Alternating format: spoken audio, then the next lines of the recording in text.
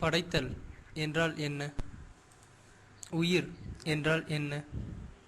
புரிகிறதா? ஒரு மரத்திற்குள் குடியிருக்கும் உயிர், ஒரு புல்லிற்குள் மறைந்திருக்கும் உயிர், ஒரு விஞ்ஞானியின் உடலில் ஒளிந்திருக்கும் உயிர். உயிர் ஒரு கண்டுபிடிப்பல்ல, ஒருவர் செய்வது அல்ல, உயிரின் மூலம். உங்களுக்கு புரிகிறதா தெரியவில்லை. உயிர், வாழும் உயிர். நீங்கள் ஒரு உயிரை கொல்லலாம், ஆயினும் அது வேறு இடத்திலும் இருக்கிறது. அதனால் நாம் கேட்கிறோம், நீங்கள் ஏற்றுக்கொள்ள வேண்டாம், நிராகரிக்கவும் வேண்டாம், தலையை ஆட்ட வேண்டாம். ஆனால் நம் வாழ்க்கையினுடைய ஆரம்பத்தை ஆராய்கிறோம் என்பதை மட்டும் பாருங்கள். சரியா?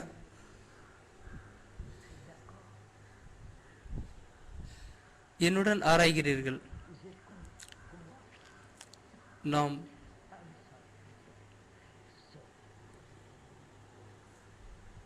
முழுமையான அற்புதமான ஒன்றை பற்றி ஆராயப் போகிறோம். அது உங்களுக்கு ஒரு பரிசு அல்ல. அதனை வீட்டிற்கு எடுத்து சென்று உபயோகிக்க முடியாது.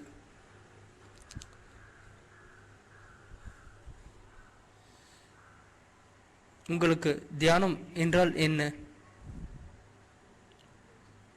நீங்கள் சொல்லுங்கள். தியானம் என்றால் என்ன?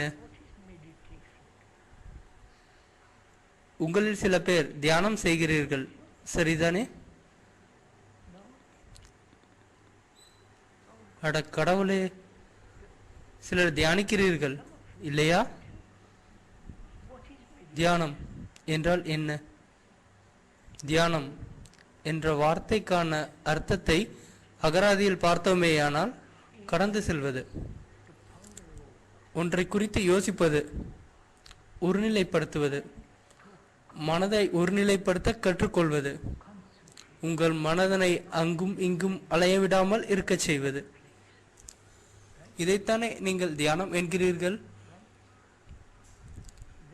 எளிமையாக இருங்கள், நேர்மையாக சொல்லுங்கள், பட்டதை சொல்லுங்கள். அதாவது என்னவென்றால், ஒவ்வொரு நாளும் அதற்கென சில நேரத்தை ஒதுக்கி ஒரு அறைக்குள் சென்று அமைதியாக 10 நிமிடமோ 15 நிமிடமோ தியானம் செய்வது, சரிதானே? நீங்கள் இதனை ஏற்றுக்கொள்கிறீர்களா இல்லையா? அப்படி என்றால் உங்களுக்கு தியானம் என்றால் என்ன? ஆழ்ந்து சிந்திப்பதா? மிக உன்னதமான ஒன்றை பற்றி யோசிப்பதா? உங்களால் இந்த கேள்விக்கான விடையை சொல்ல முடியாது. அதனால் நாம் முதலில் தியானம் என்றால் என்ன என்பதை குறித்து விசாரணை செய்ய போகிறோம். தியானிப்பதற்கு நாம் எடுக்கும் எந்த முயற்சியும் அலுவலகத்தில் நீங்கள் காட்டுகின்ற ஒழுக்கத்தை போன்றதாகும். ஏனென்றால் நீங்கள் சொல்கிறீர்கள், தியானம் செய்தால் எனக்கு அமைதியான மனம் கிடைக்கும், அல்லது தியானம் செய்வதன் மூலம் நான் வேறு நிலையை அடைவேன். இப்படியாக சொல்லிக்கொண்டே போகிறீர்கள். தியானம் என்ற வார்த்தைக்கான விளக்கம் அளத்தல், அதாவது ஒப்பிடுதல், ஒப்பிடுவது.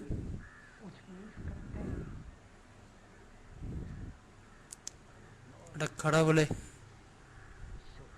இதனால் உங்கள் தியானம் இயந்திரத்தனமாக உள்ளது, இயந்திரத்தனமானதாக உள்ளது, சரிதானே? ஏனென்றால் நீங்கள் உங்களுடைய சக்தியை ஒன்று திரட்டு ஒரு ஓவியத்தின் மீதோ ஒரு படத்தின் மீதோ அல்லது ஒரு கருத்தின் மீதோ செலுத்துகிறீர்கள். இவ்வாறு செய்யும் பொழுது அங்கு பிரிவு உள்ளது. நான் சொல்வது புரிகிறதா? கவனத்தை ஒன்றின் மீது குவிப்பதில் பிரிவு உள்ளது. நான் ஒன்றின் மீது கவனத்துடன் இருக்க முயல்கிறேன், ஆனால் சிந்தனை மற்றொரு இடத்திற்கு செல்கிறது. பிறகு நான் சொல்கிறேன், என் கவனம் சேரக்கூடாது என்று மீண்டும் திரும்ப வருகிறேன். இவற்றை நாம் நாள் முழுவதும் அல்லது அரை மணி நேரம் செய்கிறோம். பிறகு அதிலிருந்து வெளிவந்த பின் சொல்கிறோம், நான் தியானம் செய்தேன். இவ்வகையான தியானம் அனைத்து குருக்களாலும் சிஷியர்களாலும் பரிந்துரைக்கப்படுகிறது. கிறிஸ்துவர்களின் கருத்து என்னவென்றால், நான் கடவுளை முழுமையாக நம்புகிறேன், நான் கடவுளிடம் என்னை அர்ப்பணித்துக் கொள்கிறேன். நான் சொல்வது புரிகிறதா? அதனால் என்னை காப்பாற்ற கோரி, எனது ஆத்மாவை காப்பாற்ற கோரி கடவுளை வேண்டுகிறேன்.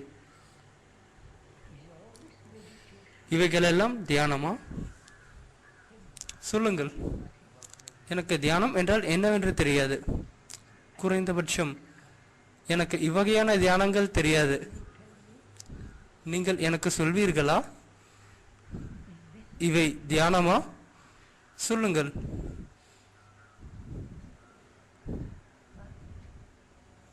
பயப்படாதீர்கள்.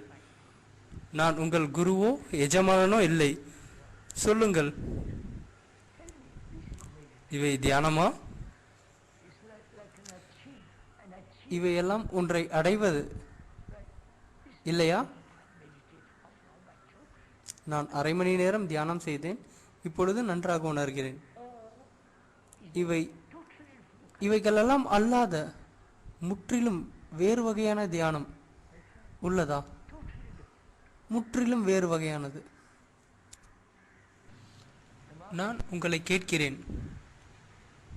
உங்களால் பதில் கூற இயலாததால் நான் பதில் கூற வேண்டும்.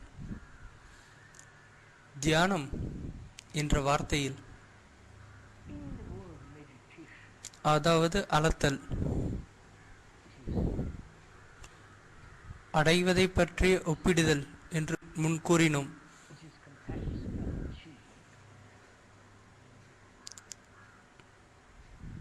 அது தியானம் அல்ல. நான் சொல்கிறேன், இங்கே பேசுவோர் சொல்வதை நீங்கள் எக்காரணத்தை கொண்டும் ஒப்புக்கொள்ள வேண்டாம். இங்கே பேசுபவர் சொல்கிறார், அது தியானம் அல்ல, அது ஒன்றை அடைவதற்கான முயற்சி.